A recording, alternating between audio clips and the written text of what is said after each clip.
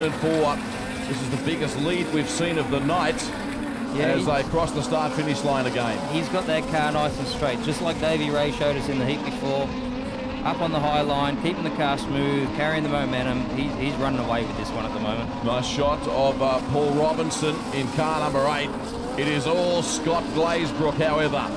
Sets it up through turns 1 and 2 and onto the back straightaway. Gee, I thought the Americans would be closer. Glazebrook got a great start and was able to get to the front. The two Americans have been caught up in traffic, although they are running top 3 now, as you can see. Well, top 4 anyway. There's no stopping Glazebrook. I think they've been caught up in their own battle between themselves. They've sort of stopped going forward. They've got to the point where they've reached the back of Robinson, and Robinson doing a great job to hold on to second place. The two Americans are having trouble getting any further than that. Last lap now for Scott Glazebrook. His family, major players in West Australian speed car racing. The Pool Shop sponsored entry exits turn number 4, and it is checkered flag time in heat number 6 for Scotty Glazebrook.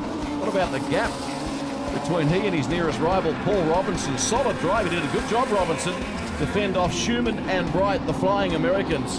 Alphavich, after starting on pole, was officially placed in 5th position. So that is the end of the heat races tonight. Of course, the big one still to come, the main event, as well as a feature story on Neville Lance.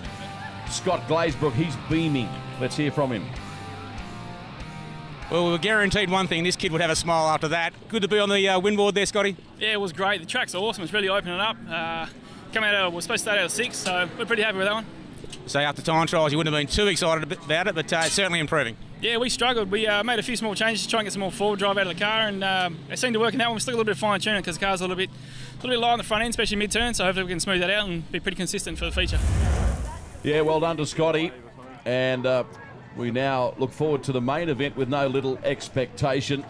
Mark Brown, the Sydney driver, has had a fairly tough night at the office, and there are issues with his car. As you can see, the rear end is out of it. Let's find out more.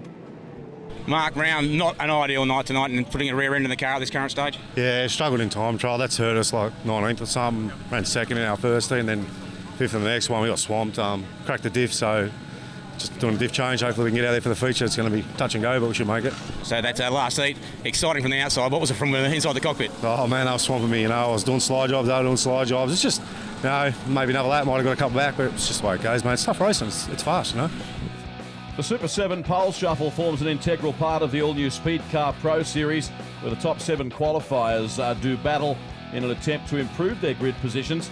And that, in fact, happened for Alex Bright tonight. He's